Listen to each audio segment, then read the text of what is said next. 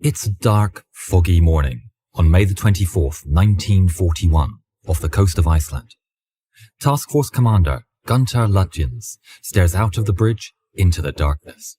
He is an experienced officer, strict and calculating, a man of few words, yet effective leadership. But today, under his hard shell, fear and concern for his men is ever present. He has orders to reach the Atlantic and raid cargo vessels headed for Britain.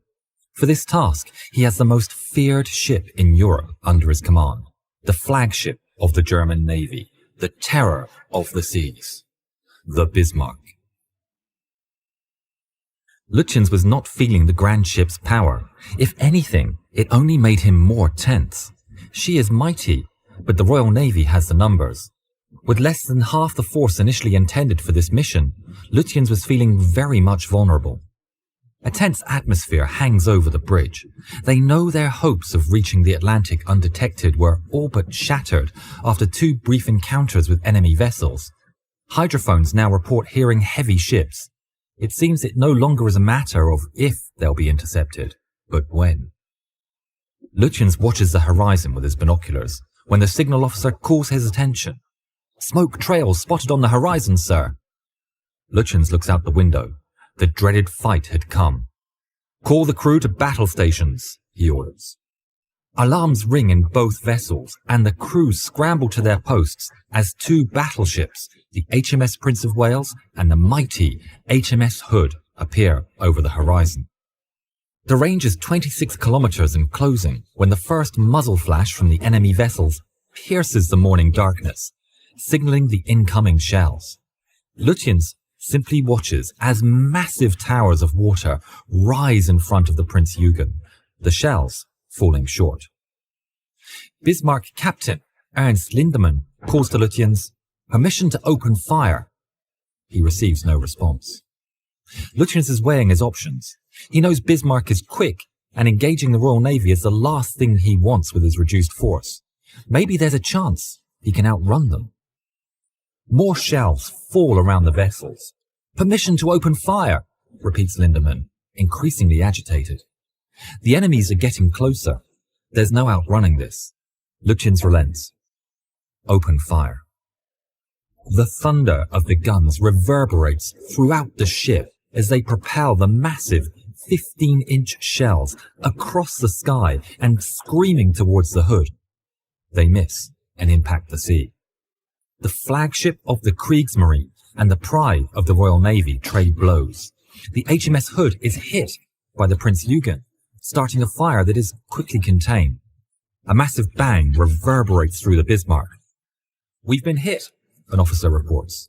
Lutyens doesn't react. Bismarck fires its 5th salvo, and it strikes the Hood. A fateful shot to send shockwaves throughout the British Empire.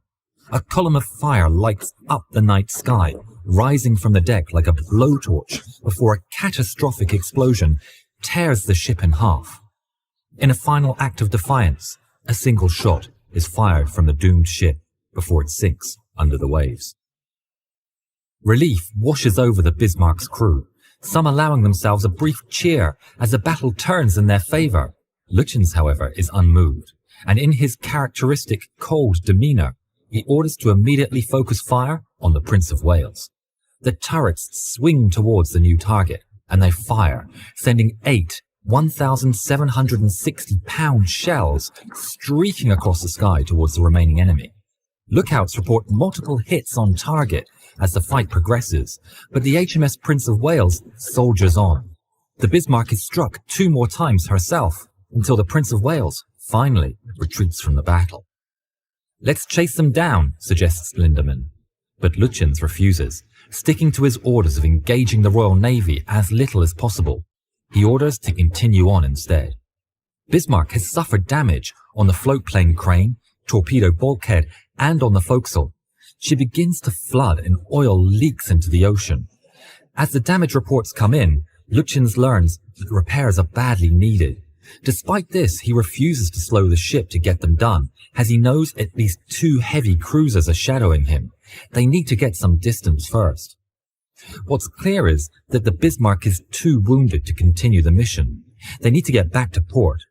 Prince Eugen is undamaged, so Lutyens decides that the Prince Eugen will detach from the Bismarck and continue the mission alone, while Bismarck heads to Saint-Nazaire for repairs. With some breathing room, Lutyens sends a report to the OKM, the Naval High Command. Battle cruiser, probably Hood, sunk. Another battleship, King George V or Renown, turned away, damaged. 2 heavy cruisers maintain contact. Meanwhile, far above, a British Sunderland flying boat follows Bismarck's oil streak until spotting the ship. They report her position, and the British gather all available warships to hunt her down. With the weather worsening, Lutyens decides it's a good moment to detach Prince Eugen. The 2 ships part ways, seeing each other for the last time. The darkness falls upon the Atlantic when an officer alerts Lutyens. "Lookouts report incoming planes, Admiral." Lutyens orders the men to battle stations and the secondary guns to be turned to maximum depression on the direction of the planes. Alarms sound in the Bismarck. The sky is lit up with anti-aircraft fire as swordfish torpedo bombers line up their passes. Lutyens orders to fire the secondary guns into the sea in front of the path of the planes. The splash of the shells creates pillars of water that they must evade, but it's of no use. The torpedoes are away and the planes successfully escape, not a single one shot down.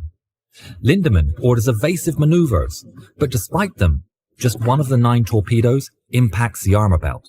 It does little damage, but the abrupt direction change and maneuvers loosen the collision mats covering the hole from the previous battle. Bismarck starts to flood one more time and is forced to slow down to fix the repair, giving the British much needed time.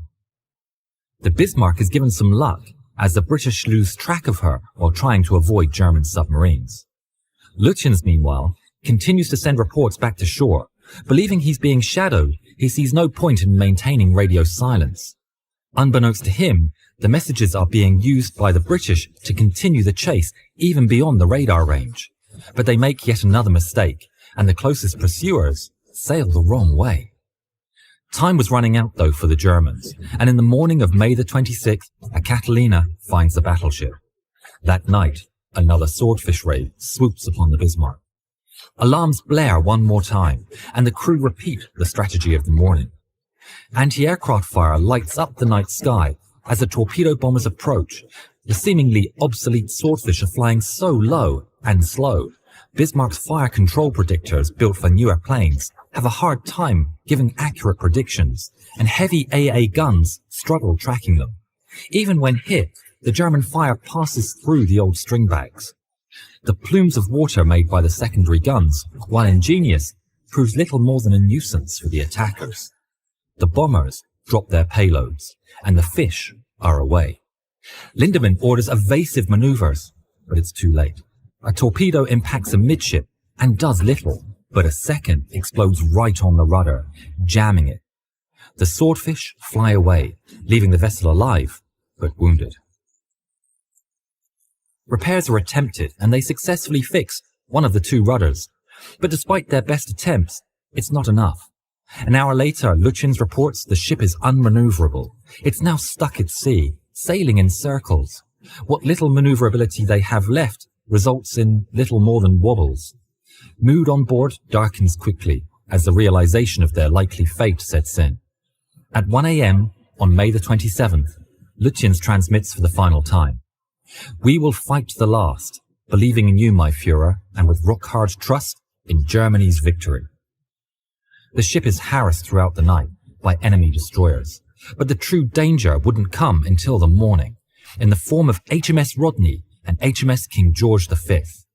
Alarms sound on board as the crew board their battle stations, determined to fight till the end.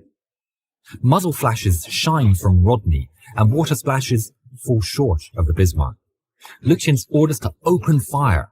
Bismarck fights back, but the unsteady course makes it difficult to find range and fire accurately. Lutyens can do little but watch as the enemy shells land closer and closer with each shot. Then Rodney fires a salvo, and everything goes dark. The shell impacts right on the forward superstructure, decimating the bridge. All of the top command die in the blast. Bismarck continues to fight under the command of lower officers, but it's of no effect. The unstable ship doesn't allow the remaining sailors to fire a straight shot, and Rodney continues to punish the vessel mercilessly. Fire consumes the ship, and the guns are put out of action, one by one. By 9:30, Bismarck has fired for the final time. The British ships close in, continuing to fire unopposed. The vessel has fallen under the command of the chief of the damage repair stations, who reluctantly orders to set scuttling charges and abandon ship. By 10 a.m., Bismarck has been reduced to a floating, burning wreck. The charges are set off 20 minutes later, and Bismarck, the pride of the Kriegsmarine, sinks into the ocean. Out of the 2,200 young men on board serving, only 114 are pulled alive from the water.